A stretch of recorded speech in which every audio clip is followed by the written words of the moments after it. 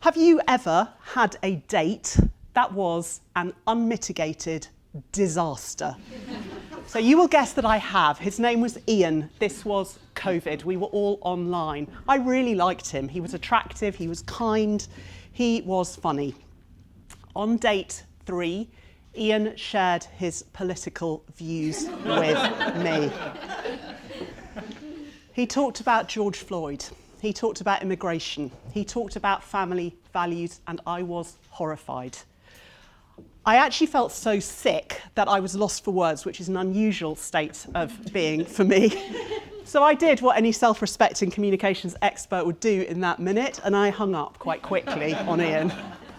At around the same time, researchers in Zurich were conducting an experiment with 1,400 Twitter, as it then was, users. These were people who were regularly posting racist and xenophobic tweets, and the researchers responded in one of 3 ways. So with empathy, with humour, and with warnings. Humour and warnings, 0 effect. Empathy dramatically reduced the hate tweets that were being posted. I did go back to Ian. I did my best to listen to him with empathy while standing firmly in my own values.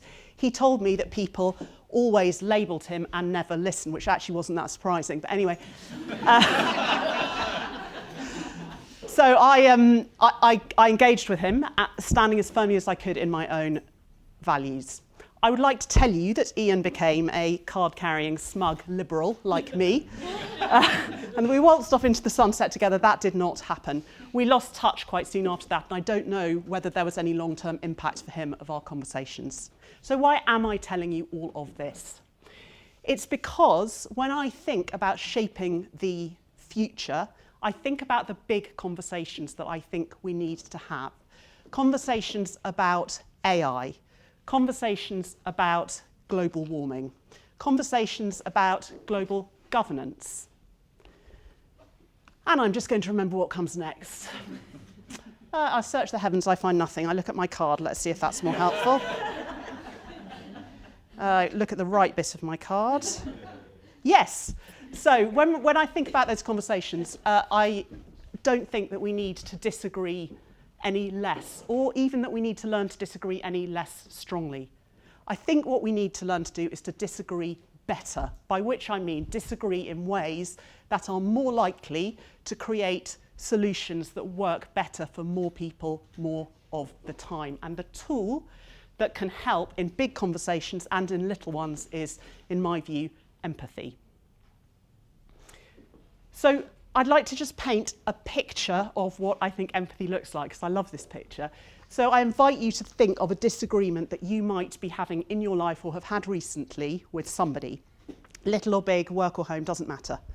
And then I'd like to invite you to imagine that you are standing on an island. This is your island. When you look around it, the vegetation, the wildlife, the terrain represent you, your background, your beliefs, your experiences in life. Then I want to invite you to look across the sea to another island in front of you. It's exactly the same as yours, and it is completely different. And on that island is standing the person that you disagree with.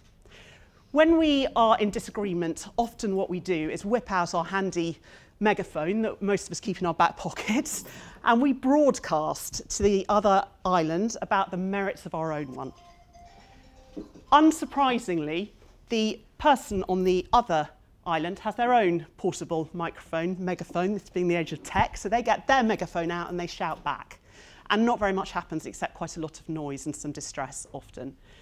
The alternative is we get into our boat and we sail across to the other island. We are not going to give away what we believe in or what matters to us. But whilst we choose to be there, we are going to do our best to understand what is going on for this person on their island before we return back to our own. If I could give one skill to shape the future, it would not be how to win arguments better or how to debate with more rapier-like skill. It would be this: to get into our boat and to cross to someone else's island. The sea is waiting. I wish all of us good crossings. Thanks.